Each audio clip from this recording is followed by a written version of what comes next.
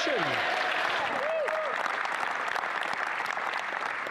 Après 8 ans de ce premier ministre et ses politiques anti-construction et inflationnistes, le coût de logement a doublé.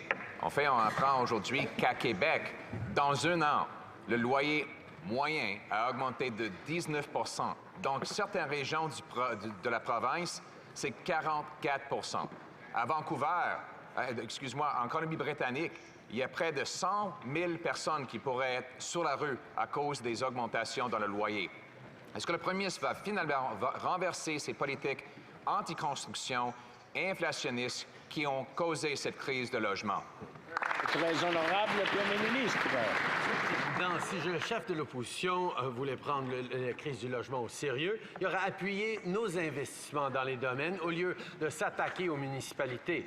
Notre plan consiste à travailler avec les municipalités, notamment en investissant 4 milliards de dollars pour accélérer les approbations de projets domiciliaires et créer 100 000 nouvelles habitations, en faisant le lien entre les investissements dans les infrastructures et le logement, aider les Canadiens à épargner en vue d'acheter leur première maison, offrir de l'aide aux locataires à faible revenu et convertir des terres fédérales excédentaires en logements abordables. On continue d'être là pour aider pour le logement.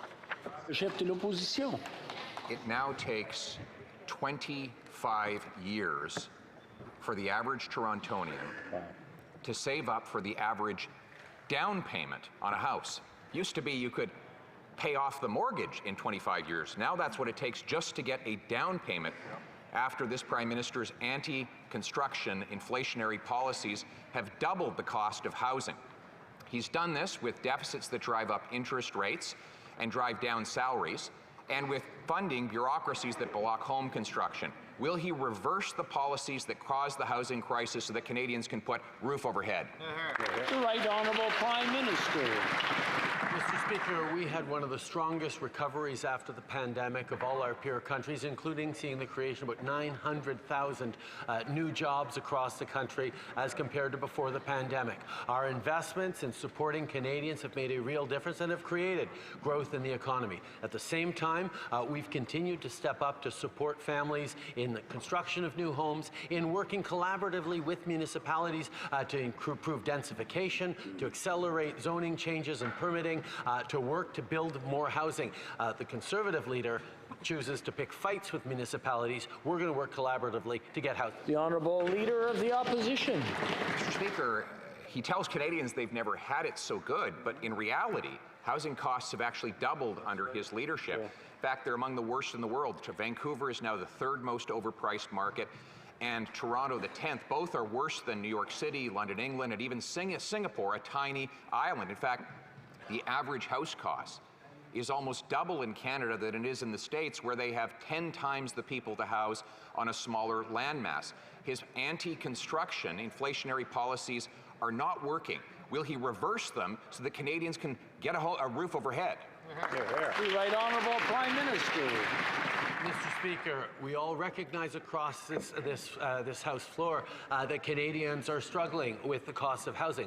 The Conservative solution is to cut the programs that are supporting Canadian families, cut the programs that help municipalities invest in accelerating housing, cut the programs that help Canadians save up for a first down payment, cut the programs that are delivering housing solutions for Canadians. We recognize there is more to do, but it doesn't start by cutting the existing programs helping Canadians. We're going to continue to work in partnership with the municipalities and help Canadians through these difficult times. The Honourable Leader of the Opposition. His $80 billion of programs are not working. They have led to a doubling in the cost of an average down payment, double the necessary monthly mortgage payment, and a 120% increase in the average rent. This is way out of line with what is happening in other countries. Meanwhile, he continues to drive up interest rates on mortgages with his deficits and give money to local bureaucracies to block home building. Will he get off the backs and out of the way of Canadians so that they can finally afford a home? The Right Honourable Prime Minister. Speaker, not only would the Conservative leader cut programs that are helping Canadians in what is, yes, a difficult housing market, but he's choosing to pick fights with municipalities when we should be working with them, as we are doing, to increase densification, to accelerate permitting, to change zoning, to make sure that we're tying infrastructure investments like transit investments that we're making at record numbers to concentrations of housing and increasing housing stock. We know we need to continue to deliver more housing supply, and we're working with municipalities and provinces to do just that. The Honourable Leader of the Opposition. Mr. Speaker, he can say all the right things, but he doesn't get anything done. I'll give you a perfect example. I know that he's trying to plagiarize my message on housing, but he can't actually deliver on it. The reality is he brought in a $4 billion housing accelerator fund that has decelerated home building. Home building is actually down 19%. Versus what it was before he brought in this acceleration program. So instead of just spending money irresponsibly, why won't he tie dollars to houses that are actually complete? The Right Honourable Prime Minister. Mr. Speaker, I'll certainly accept the compliment that we're saying all the right things, and I'll add to it because we are doing the right things, Mr. Speaker. As we step up with the first-time home buyers tax savings tax-free account, as we work with municipalities to deliver on accelerated housing construction in partnership and the kinds of ways that we get things done, instead of picking fights like the Conservative Conservative leader continues to do, and we will continue to deliver on helping Canadians through these difficult times. L'honorable député de Belleuil-Chambly. Monsieur le Président, le nord du Québec, la Côte-Nord sont aux prises avec de graves feux de forêt. C'est vrai pour d'autres endroits au Canada. Et il y a des entreprises qui en souffrent. Si la grande entreprise a des moyens, il reste qu'il y a beaucoup de petites et moyennes entreprises qui subissent un grave contre-coup et qui pourraient y rester. Nous avons fait des propositions pour venir en aide à ces entreprises. Je veux savoir du premier ministre s'il est prêt à s'asseoir avec nous rapidement et avec l'industrie rapidement pour mettre en place rapidement des programmes qui sont urgents. L'honorable Premier ministre. Monsieur le Président, nous sommes de tout cœur avec tous ceux qui, au Québec et dans tout le Canada, ont été touchés par ces incendies. La sécurité est évidemment notre première priorité. C'est pour ça que notre gouvernement a répondu immédiatement à la demande d'aide du Québec. Nous allons continuer de travailler ensemble avec les provinces et territoires tout au long de cette période difficile jusqu'à la reprise. Et nous prenons des mesures pour soutenir les travailleurs du secteur forestier québécois et d'autres secteurs affectés par ces feux de forêt. On a mis des choses en place par le biais du budget 2023 avec des investissements substantiels. Honorable député de Belleuil-Chambly. Compte tenu du peu de temps qu'il nous reste, je vais devoir demander au premier ministre d'être plus précis. Les entreprises, et avec elles, évidemment, de nombreux travailleurs sont aux prises avec un enjeu à court terme qui pourrait les obliger à mettre la clé sous le paillasson. Alors, il faut des mesures, elles doivent être rapides. Et pour faciliter le processus, nous nous sommes inspirés des mesures pan-canadiennes mises en place pour les petites et moyennes entreprises durant la pandémie. Le modèle, la grille existe déjà. On peut l'appliquer rapidement parce que l'été n'est pas fini et la menace est très grave. Peut-on agir ensemble maintenant? Le très honorable Premier ministre. Effectivement, Monsieur le Président, nous avons réagi à une crise pan-canadienne avec des outils pan-canadiens. Dans cette situation-ci, on voit que c'est des entreprises dans certaines provinces qui sont affectées et c'est pour ça qu'on travaille avec les provinces affectées. Le gouvernement du Québec sait très bien que le Canada sera là en tant que partenaire, y compris avec nos programmes d'assistance en cas de désastre qu'ils vont certainement pouvoir utiliser. Nous allons être là et nous allons être là pour travailler avec le gouvernement du Québec qui va être là pour aider les entreprises locales. Honourable member for Nunavut. This morning, I was honored to attend the raising of the survivors' flag. I thought of Monica Ituksakjak, Ernie Bernhardt, Marie-Lucie Uvilok, and the late Mary Yus Tungilik, and especially my mom, Carmen Idlaut, who survived these horrible institutions. Survivors without intention pass on trauma to the next generations. This government's inaction allows intergenerational trauma to continue. When will this government act to ensure that future generations can live with pride, dignity, and respect? The Right Honourable Prime Minister.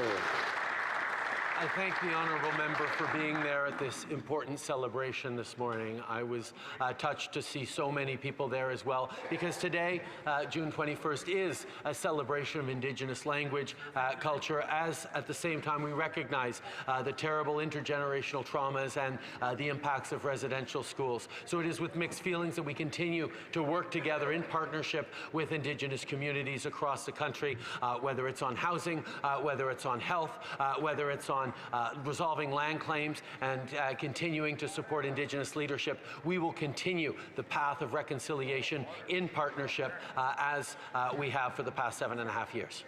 The Honourable Member for Nunavut. All I heard is empathy. What Indigenous peoples need is action.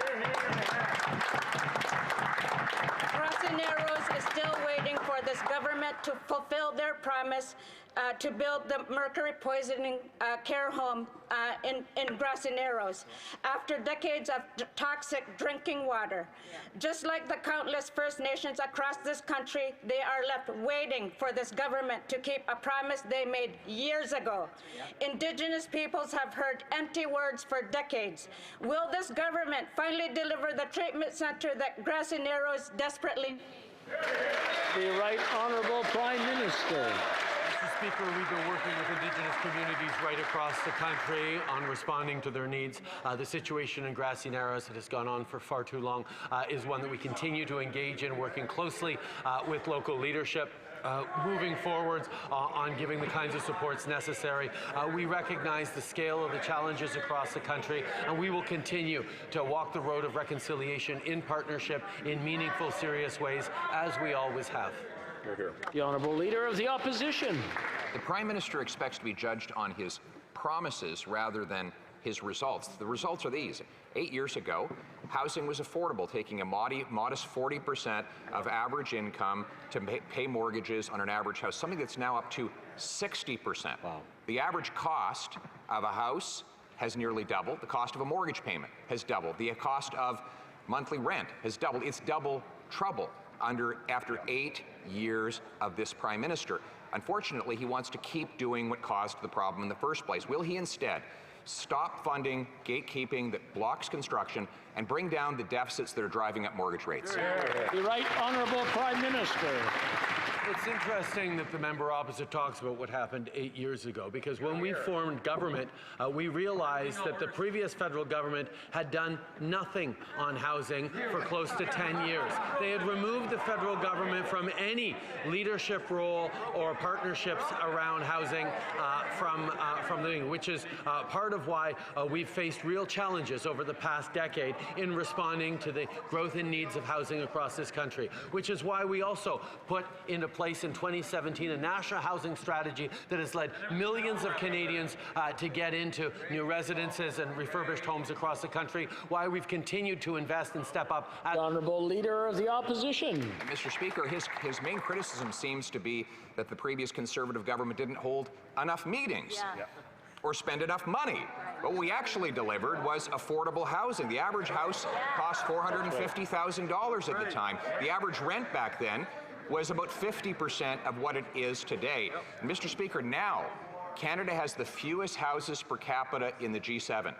We have fewer houses per capita than when he took office 8 years ago, at a time when house construction actually dropped off. So will he get out of the way, let Canadians build, and let them put roof overhead? The Right Honourable Prime Minister.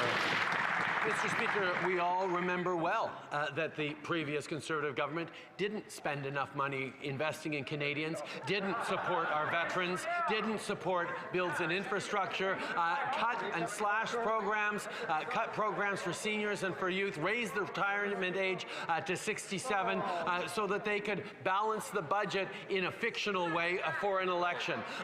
Canadians saw through that and had them lose that election, Mr. Speaker. And we've stepped up to continue to invest in Canadians, continue to invest in housing, continue to invest in supports that have seen the economy grow, Mr. Speaker, have seen record job creation and record numbers of people live. The Honourable Leader of the Opposition. He says that his real criticism is that our programs were not expensive enough for taxpayers, Mr. Speaker. The fact is, it's bad enough for him to fail. It's even worse for him to fail expensively, and that's what he's done. He does have an $80 billion housing program that has left us with the fewest houses per capita in the G7, even though we have the most land to build on. Fewer houses per capita than when he took office. We now have almost double the house price in Canada versus the US, where they have 10 times the people to house on a smaller landmass. So why doesn't he stop judging himself by how much he can spend instead of judging by how much he can get done? The Right Honourable Prime Minister.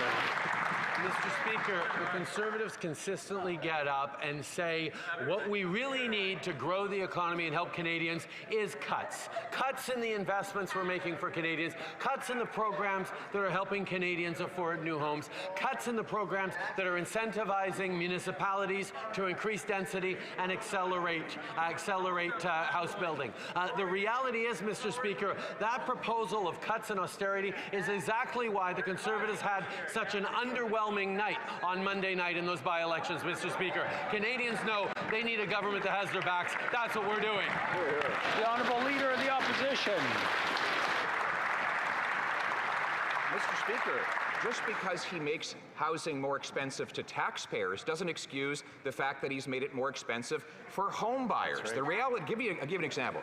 He's tried to plagiarize my message on the need to get housing built by inventing a $4 billion accelerator program. Since that time, housing construction has decelerated. Right. This year, according to his own housing agency, there will be fewer houses built than last year, 19% fewer.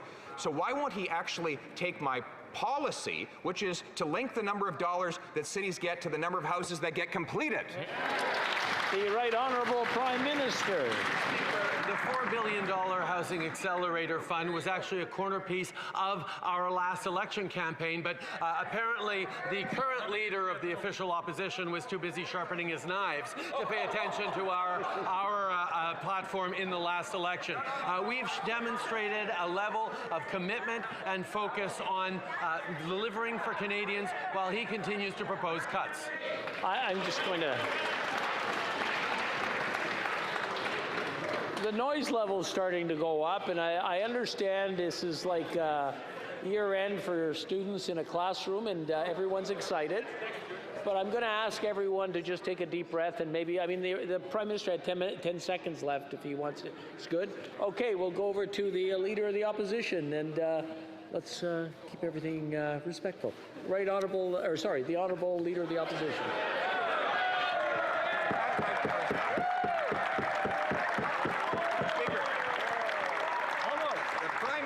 Says there's no room for savings in his sumptuous government spending. Well, I found some. For example, he gave CMHC $26 million in bonuses for making housing less affordable.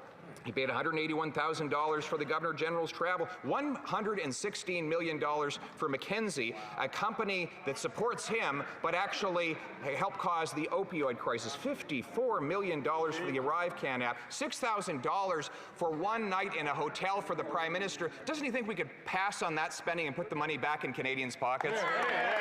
The Right Honourable Prime Minister. Mr. Speaker, what the Conservative leader continues to put forward is a program of cutting programs for Canadians, whether it's billions of dollars for childcare at $10 a day right across the country that he continues to campaign against, whether it's investments in a climate action incentive that both puts a price on pollution and puts more money back in the pockets of 8 out of 10 Canadians that he would cancel. That's money in the pockets of families in his riding that he would cancel. Whether it's moving forward on things like a grocery rebate or a doubling of the GST tax credit that has helped out 11 million Canadians and will continue to support seniors and young people. We're the Honourable Leader of the Opposition. So here's a real plan to make housing affordable. Balance the budget to bring down inflation and interest rates on Canadians' mortgages. Require that cities increase the number of permitted homes by 15% in order to get more infrastructure money, and pay the money out once the houses are completed and the keys are indoors.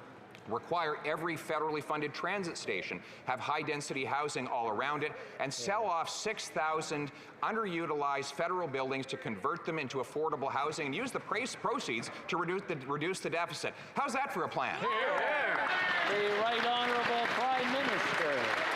Mr. Speaker, many of those elements in his supposed plan are things that we are already very much working on. But the one place we disagree is his proposal to cut programs, to cut supports to low-income Canadians, to cut supports with things like a housing benefit that he not only voted against, but he delayed passage in the House when we were offering a $500 top-up to low-income Canadians.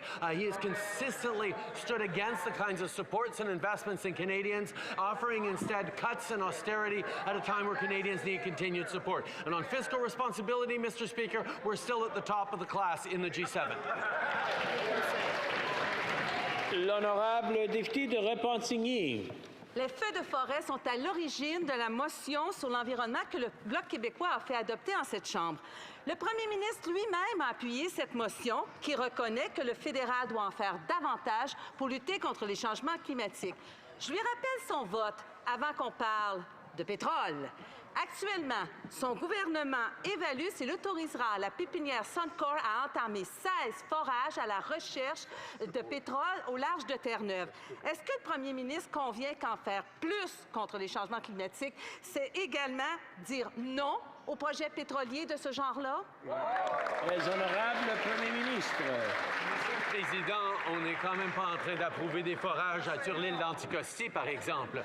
On est là pour continuer à défendre la lutte contre les changements climatiques, la baisse des émissions, et on continue d'être là pour reconnaître qu'on a besoin de pétrole dans le monde pendant encore plusieurs années.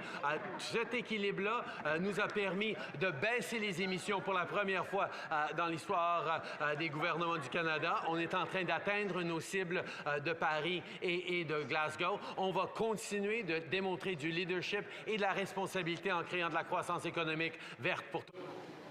L'honorable député d'Avignon-la-Métis-Matane-Matapédia. Monsieur le Président, cette motion-là, on l'a déposée pour finir la session sur un consensus et une conscientisation. Il faut en faire plus pour que les catastrophes naturelles qu'on vit ne deviennent pas normales. Or, pour y arriver, il faut prendre des décisions difficiles. Tout le monde sait que le principal accélérateur des changements climatiques, c'est les énergies fossiles. Pourtant, le fédéral autorise encore les pétrolières à chercher des nouveaux gisements à exploiter. Monsieur le Président, c'est réduire la production qu'il faudrait et Ottawa pense encore à l'augmenter. Est-ce que le premier ministre peut au moins dire que c'est fini, les nouveaux projets pétroliers au Canada? Le très honorable Premier ministre. L'impératif, c'est de réduire les émissions qui sont en train de causer les changements climatiques. Et à ce niveau-là, nous avons démontré notre capacité en tant que gouvernement pour justement réduire les émissions de gaz à effet de serre dont le Canada est responsable. Et on continue de le faire. On sait très bien que le monde a encore besoin d'énergie. C'est pour ça qu'on est en train d'investir dans de l'hydrogène, dans du nucléaire, dans l'éolienne, dans le solaire et dans bien des différentes opportunités pour créer l'énergie dont le monde va avoir besoin dans la carboneutralité. Mais entre-temps, on est encore là pour essayer de diminuer nos émissions liées aux fossiles, aux carburants fossiles. L'honorable chef de l'opposition. Au lieu d'enlever des barrières bureaucratiques pour que le Québec puisse bâtir davantage d'hydroélectricité verte, le premier ministre, avec l'appui du Bloc, veut imposer une deuxième taxe carbone sur les Québécois qui va augmenter le prix de l'essence de 20 sous le litre. Ça va augmenter aussi le coût de nourriture parce que les fermiers vont devoir payer davantage pour l'énergie afin de le produire. Au lieu de s'attaquer aux consommateurs au Québec et à travers le Canada, pourquoi pas enlever les barrières pour que le Québec puisse fournir davantage d'électricité verte? Le très honorable Premier ministre. Encore une fois, le chef le chef du Parti conservateur démontre qu'il n'a aucune compréhension de ce qui se passe au Québec. Tout d'abord, il n'y a pas de première prix sur la pollution au Québec imposée par le fédéral parce que le Québec a sa propre approche pour lutter contre les émissions. Et deuxièmement, Dans le budget 2023, on vient de mettre de l'avant une proposition de donner des crédits d'impôt énormes pour la création d'énergie verte au Québec et à travers le pays. C'est les genres de choses qui vont créer plus d'opportunités pour les Québécois d'avoir une économie verte et florissante dans un monde carbone. L'honorable chef de l'opposition. It's not only Quebecers who will have to pay more. For July 1st, the Prime Minister plans to hit Atlantic Canadians with a massive new tax hike at the pump. Happy Canada Day, everyone. The Prime Minister wants you to pay more. Now, the Newfoundland Liberal Premier says that this will do nothing for the environment, but it will make his people go cold in the winter and hungry all year long. Why won't he axe the carbon tax and finally come up with a real environmental plan? The Right Honourable Prime Minister. Speaker, we put a price on pollution, and we are now seeing the emission reductions right across the country. Canada is reaching its targets both for 2030 and towards net zero. That's what we've done by putting a price on pollution. But at the same time as we put a price on pollution right across, ensure the price on pollution right across the country, we are delivering more money back to Canadians in the jurisdictions where the federal backstop is in place. That's more money in the pockets of Atlantic Canadians starting this July as we fight climate change that is having an impact, whether it's on hurricanes or forest fires, that Atlantic Canadians hear too strong. The Honourable Leader of the Opposition. He has not hit a single solitary environmental target with his tax, and Canada ranks 58th out of 64 countries in the Climate Performance Index. His plan is not working. It's just costing more. In fact, the Premier of Newfoundland said that the Prime Minister's claim that we need a tax to save the environment is completely illogical, a false dichotomy, a false dilemma, and it is as insulting as it is simplistic. The unanimous opinion of Atlantic premiers is that this tax will hurt their people without helping the environment. Why won't he axe his plan to raise gas prices by 61 cents a litre? The Right Honourable Prime Minister. Mr. Speaker, while energy companies are making record profits right now across the country, Canadians need support, and that's why we are delivering a climate action incentive that delivers more money every 3 months to Canadians than the price on pollution costs them. And everyone, except apparently the Conservatives, understands that building in price signals on things you don't want, like pollution, is one of the most efficient ways of reducing emissions, of incentivizing behavior, and that's why our emissions are going down and we're hitting our targets, Mr. Speaker. The Honourable Leader of the Opposition. He has not hit a single solitary climate target since he brought this tax in, and according to the Parliamentary Budget Officer whom he appointed, in every province in Canada, this tax will cost families more than they get back in these phony rebates. In fact, it will be over $2,000 for the average family per year.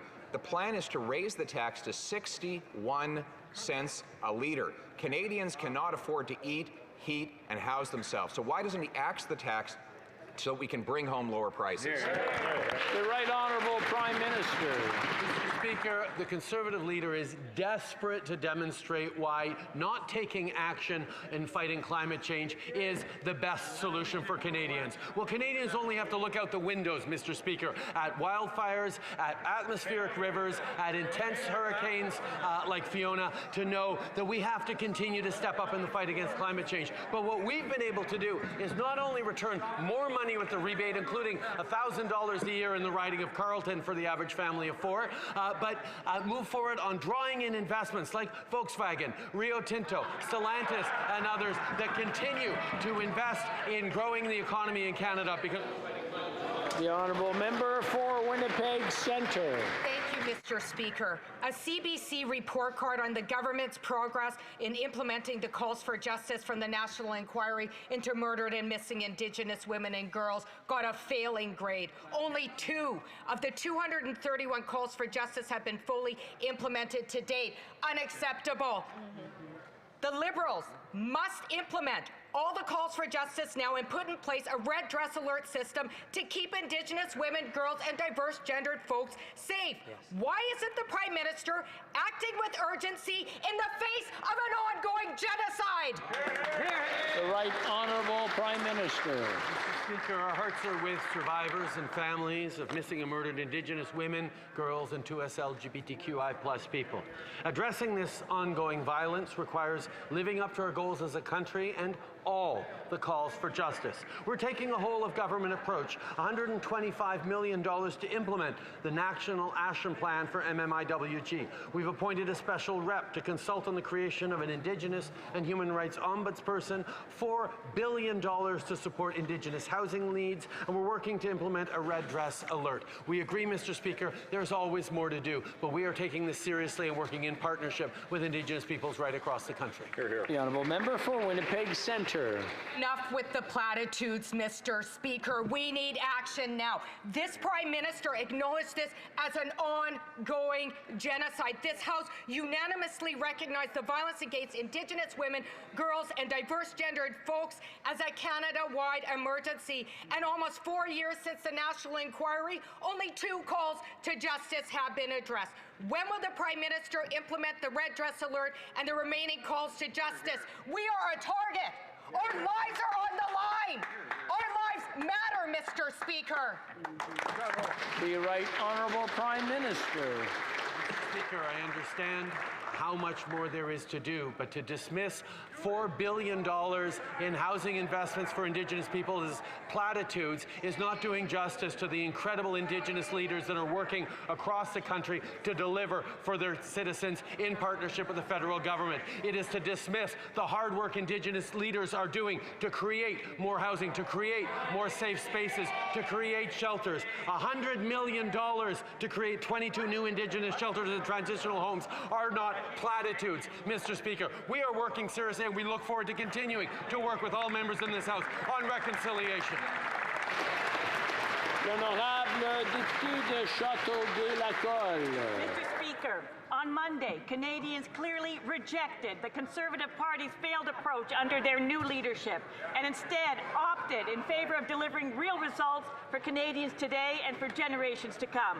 Whether in Quebec, the Prairies, or southwestern Ontario, we see Canadians supporting this Liberal government's approach to creating jobs and creating and ensuring a clean, growing economy of the future. Can the Prime Minister inform the constituents? I'm sorry. I'm going to have to interrupt.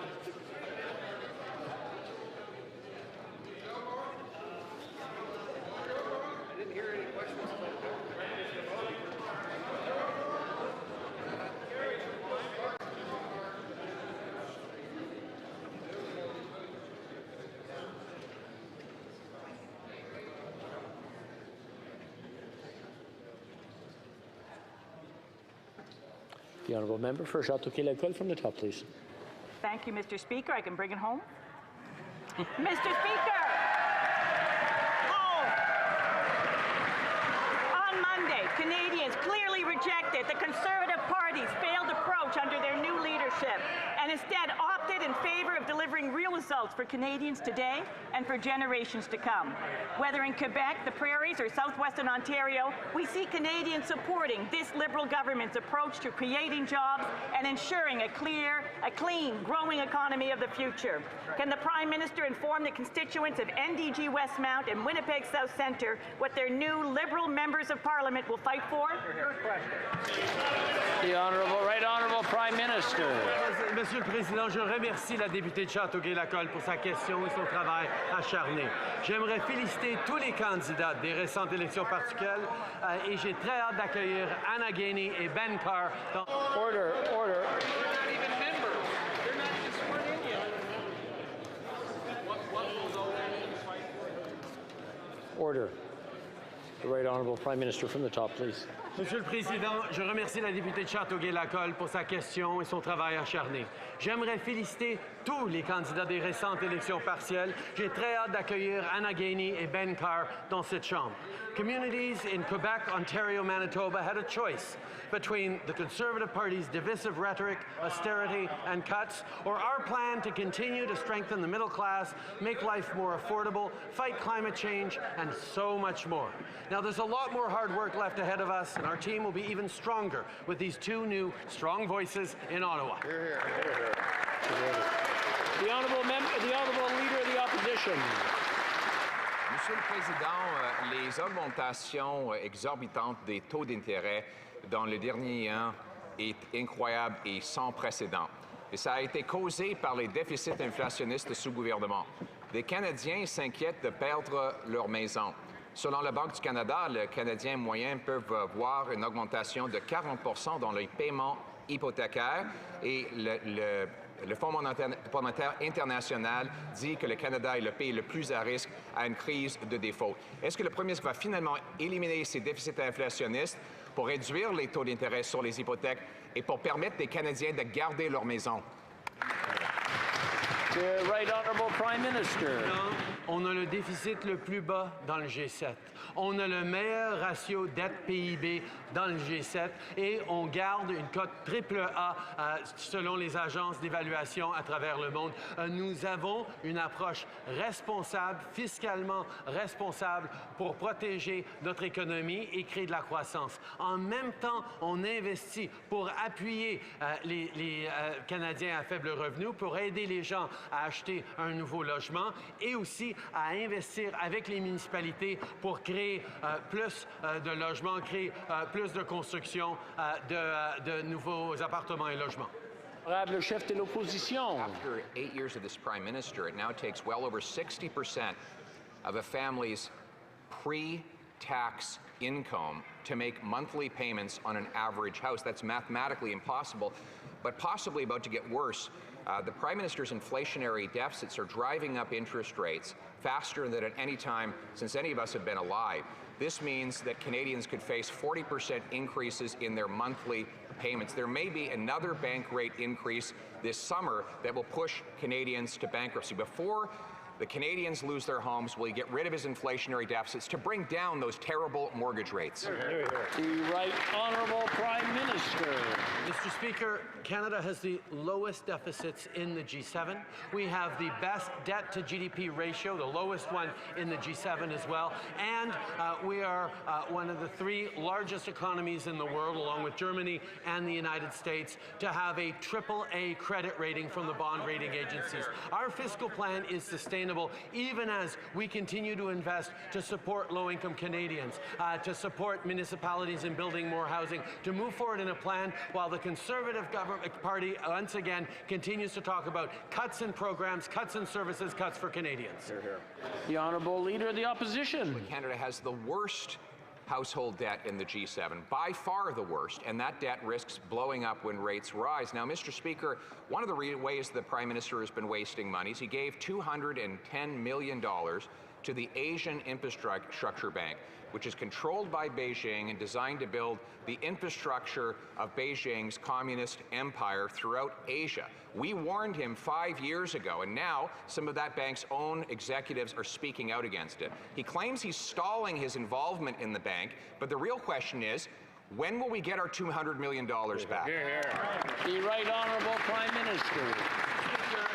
Canada has long been involved in investing in infrastructure around the world because we know that it creates growth and opportunity in the global south. It continues to contribute to fighting climate change as people are building more resilient infrastructure and indeed in energy infrastructure. And we are part of multilateral development banks all around the world. But as the Leader of the Opposition pointed out, we are reviewing our participation in the Asian Infrastructure Bank, and we'll make the decision that's right for Canadians. The Honourable Leader of the Opposition. So he's defending the $200 million he gave to a bank one of whose executives said, and I quote, "I didn't find a single tangible benefit to communicate back home here to Canada of what this bank does that is consistent with our values in a way that would benefit Canadians." That the Prime Minister, while Canadians are starving and can't heat their homes, he's forcing them to give $200 million to this bank, controlled by Beijing, to expand a communist empire in Asia. Mr. Speaker, when will Canadians get their $200 million back from this liberal-friendly bank? The Right Honourable Prime Minister. As I said, we are evaluating our continued participation in this multilateral development bank controlled by Beijing. We continue to look very, very carefully at how we're having a positive impact around the world with investments in infrastructure and how we're delivering for Canadians in the fight against climate change, in growth around the world that benefits Canadians, and in participation in supports for the Global South. L'honorable député de Trois-Rivières. Monsieur le Président, les bilans de session des observateurs de la politique fédérale sont identiques. L'histoire de la session, ce sont les 4 mois perdus par les libéraux à tenter d'éviter une commission d'enquête sur l'ingérence chinoise. D'ailleurs, cette perte de temps, c'est ce que tout le monde retient à cause de l'obstination de ce gouvernement à continuer de défier la volonté populaire et la Chambre. Monsieur le Président, il est plus que temps de passer à une autre étape. Le gouvernement dit faire preuve d'ouverture et le Bloc québécois collabore. Est-ce que le premier ministre va enfin annoncer une commission d'enquête publique et indépendante sur l'ingérence étrangère? Très honorable Premier ministre. Monsieur le Président, la lutte contre l'ingérence étrangère dans nos institutions démocratiques est et devra rester un enjeu non partisan. Le ministre des Affaires intergouvernementales a parlé au chef de l'opposition concernant la voie à suivre et quand il va y avoir un consensus entourant une voie à suivre qui ne sera pas politisée, nous allons prendre ces mesures ensemble. L'honorable député de Laurentides-Labelle. Monsieur le Président, tout est pourtant déjà en place pour qu'on puisse passer à autre chose. Le Bloc québécois collabore. Le premier ministre sait qu'il peut compter sur le NPD pour faire tout ce qu'il désire. La population est derrière nous. Le ministre des Affaires intergouvernementales discute constructivement avec les oppositions et ce qu'on salue. Si le premier ministre a bien l'intention de lancer une commission d'enquête, il ne trouvera jamais meilleur alignement des astres. Alors, est-ce qu'il va enfin l'annoncer, cette commission, pour qu'elle se mette enfin au travail et qu'on puisse tous enfin passer au prochain appel? Le très honorable Premier ministre. Président, le travail continue de se faire pour contrer l'ingérence étrangère, et effectivement par NSICOP, par NCRA, par d'autres instances. Mais oui, nous voulons bien travailler avec les partis de l'opposition et je remercie la collaboration qu'on est en train de voir jusqu'ici. Mais les Canadiens savent très bien qu'on a besoin d'un processus qui ne va pas finir en attaque partisane ou en toxicité comme le dernier essai l'a été. C'est pour ça que nous coordonnons avec les autres partis pour avoir quelque chose qui va fonctionner pour prendre ça au sérieux. L'honorable chef de l'opposition. So the Prime Minister just admitted, and I quote, that the Asian Infrastructure Bank is controlled by Beijing. He says he's not going to get our money back. He's just going to review our participation. While Canadians can't afford to eat, heat, or house themselves, he's forcing them to give almost $250 million to this Beijing-backed bank. So once again, je pose la question. Est-ce que le Premier ministre va reprendre notre 200 millions de dollars de cette banque qu'il avoue est contrôlée par Pékin? Le très honorable Premier ministre. Monsieur le Président, notre engagement envers la construction d'infrastructures à travers le monde, particulièrement dans les pays du Sud émergents, continue. On est présent pour des investissements, pour des routes, pour des centrales d'énergie et d'autres choses à travers le Sud, et on va continuer de l'être. On est en train, effectivement, de réévaluer notre participation dans cette banque asiatique d'investissement et nous allons partager avec les Canadiens nos conclusions quand on finit cette évaluation. L'honorable chef de l'opposition. Sur la question de l'ingérence de Pékin dans notre démocratie, j'ai déjà parlé au ministre de ce Premier ministre pour indiquer l'appui du Parti conservateur. On est prêt à fournir les noms et les mandats dès que le Premier ministre annonce le déclenchement d'une enquête publique. Demain, le ministre veut un appel avec des membres de l'opposition.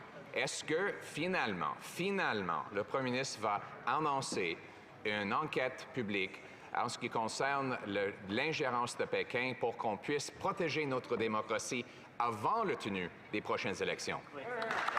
Le très honorable Premier ministre. Monsieur le Président, je reconnais que les partis d'opposition sont maintenant en position de collaborer pour établir un processus qui va bien fonctionner. Mais vous allez comprendre qu'ayant vu comment les partis d'opposition se sont comportés dans les derniers mois face à un ancien gouverneur général réputé, nous voulons des assurances que tout le monde est d'accord sur l'encadrement, sur la personne qui va aller devant et pour qu'on ne puisse qu'on ne retombe pas dans des attaques personnelles qui vont miner la confiance des Canadiens dans nos institutions. Le chef de l'opposition. Mr. Speaker, the Prime Minister jetted off to New York for a weekend with celebrities, and now we know the price tag.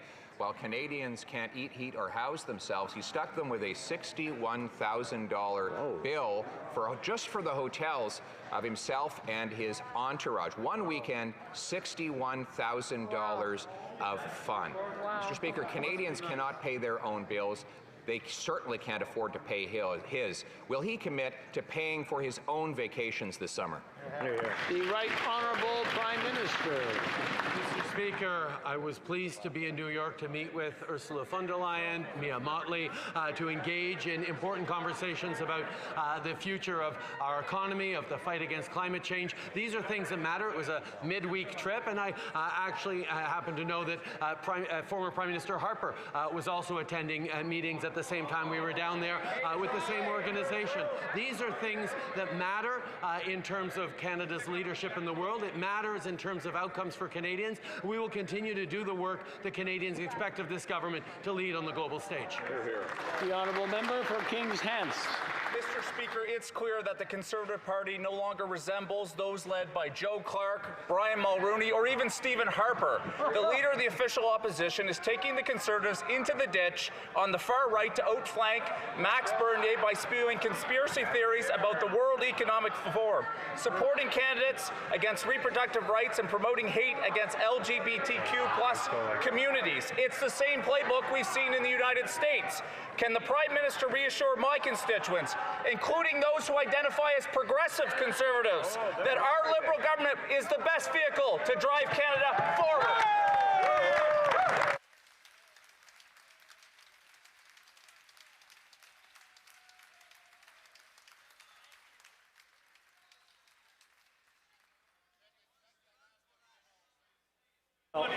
I'm sorry, I just wanted to double check on that. Does not qualify as a question. The Honourable Leader of the Opposition.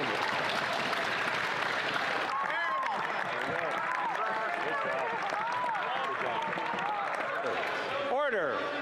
Order. Order. Order.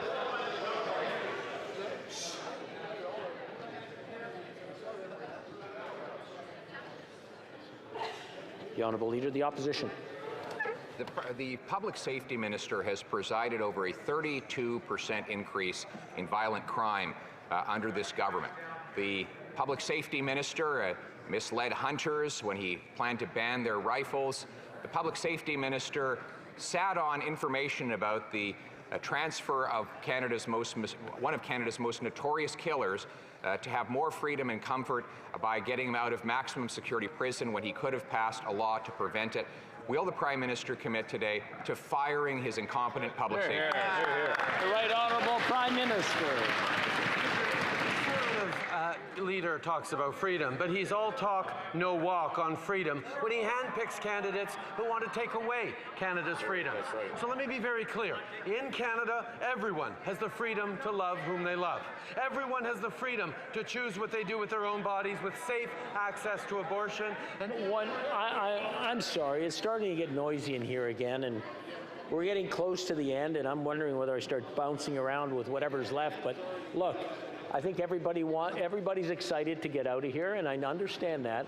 So let's start again from the top, and I want everyone to just take a deep breath and listen to each other. Listen to the question and listen to the answers. The Right Honourable Prime Minister from the top, please. Mr. Speaker, the Conservative leader is all talk, no walk when it comes to freedom, when he handpicks his candidates who want to take away Canadians' freedoms. So let me be very clear. In Canada, everyone has the freedom to love whom they love. Everyone has the freedom to choose what they do with their own bodies with safe access to abortion. And everyone has the freedom to move safely in their communities without damaging blockades. On this side of the House, Mr. Speaker, and in our candidates, we will always stand up for Canadians' freedoms. The Honourable Leader of the Opposition.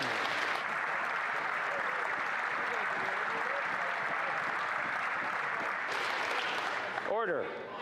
The Honourable Leader of the Opposition.